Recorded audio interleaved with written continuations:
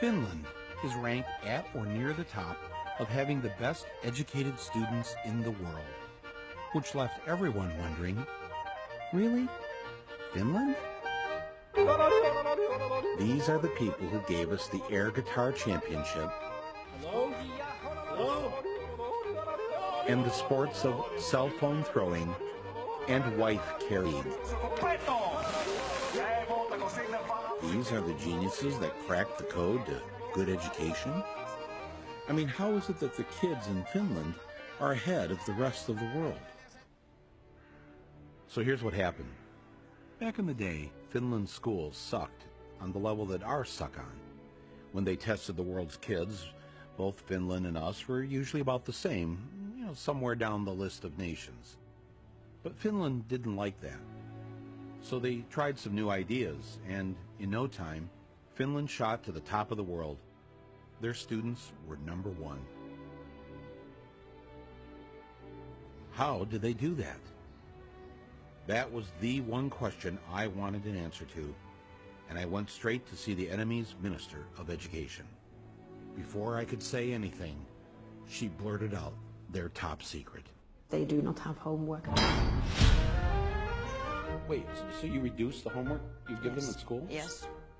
They should have more time to be kids, to be youngsters, to enjoy the life. How many hours of homework did you get last night? About 10 minutes or something. 10 minutes of homework? Yeah. Maybe 15 minutes or 20 minutes. 20 minutes, but not so 20 much. minutes? Yeah.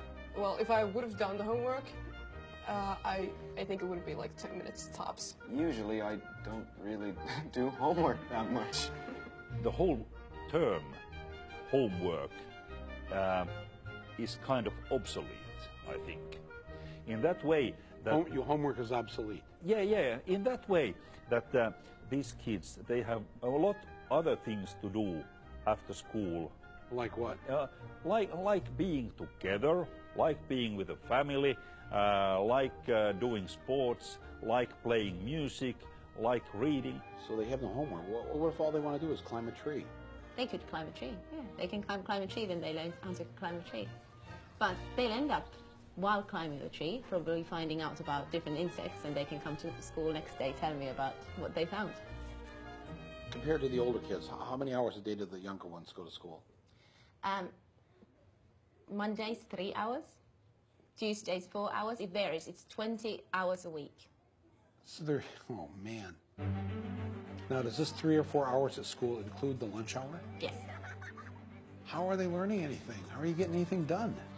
Your brain has to relax every now and then. If you just constantly work, then you stop learning. And there's no use of doing that for a longer period of time. Finland students have the shortest school days and the shortest school years in the entire Western world. They do better by going to school less. How many languages do you speak? English, yeah. Swedish, Spanish. Finnish and Swedish. Finnish, English and German. French, German. Finnish and English. English, Swedish and French and Spanish. So you were an exchange student in the U.S.? Yeah. When you got back here in school, what did you notice that you felt relieved about? No more multiple choice exams.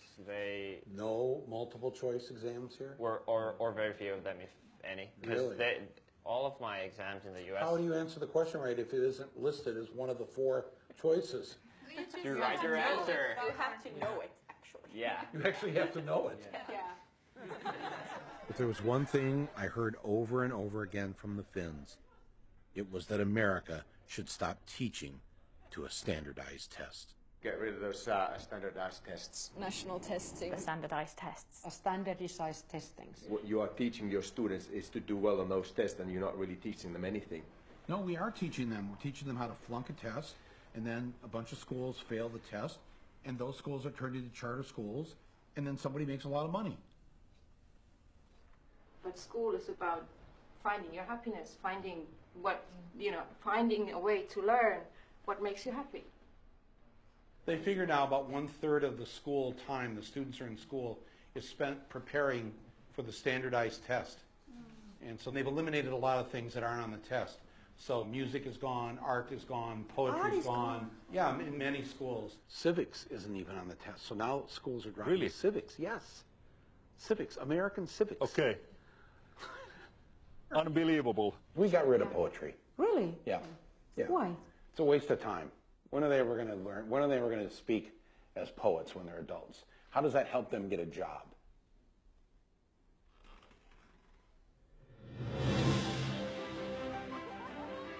We try to teach them everything that they need so that they could actually use their brain as well as they can, including PE, including arts, including music, anything that can actually make brain work better. The children need to be baking, they should be singing, they should be doing art and going on nature walks and doing all these things because there's this very short time that they're allowed to be children.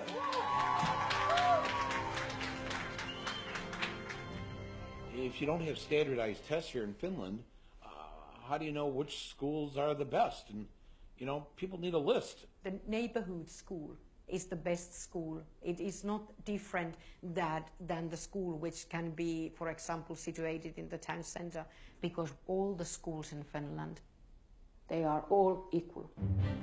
When we move to a new city, we never ask where the best school is. It's never a question. So nobody has to shop for schools. There's nothing different in any of our schools. They are the same. It is illegal in Finland to set up a school and charge tuition. That's why, for the most part, private schools don't exist. And what that means is that the rich parents have to make sure that the public schools are great. And by making the rich kids go to school with everyone else, they grow up with those other kids as friends. And when they become wealthy adults, they have to think twice before they screw them over. In the United States, education is a business. There are corporations making money. Here, it's so student-centered that when we had to redo our playground, they had the architects come in and talk to the kids. Were they listened to? Yes, yes. There are things on our playground that the students really wanted.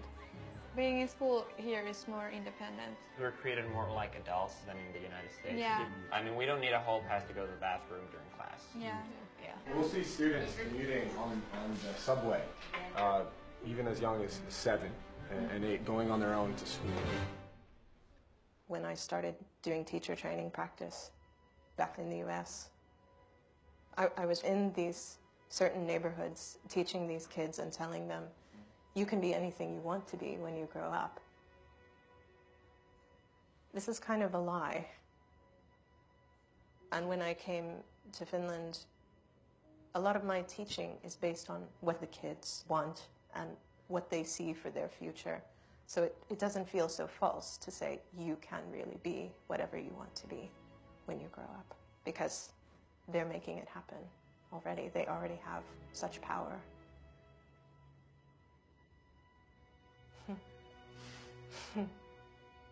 That's upsetting to think about that, that our kids don't have that.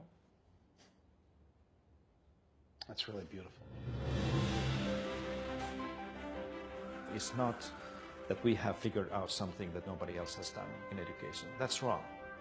Many of these things that have made Finland perform well in education are initially American ideas. We try to teach them to think for themselves and to be critical to what they're learning. We try to teach them to be happy person, to respect others and respect yourself. You're concerned with their happiness. Oh yeah. What the hell do you teach? I teach math. So the math teacher says the first thing out of your mouth of what you wanted these students to get out of school was to be happy, to have a happy life. Yeah. And you're the math teacher. Yeah. When do they have their time to play and socialize with their friends and grow as human beings? Because there's so much more life around than just school. You want them to play? I want children to play. And that was the principle.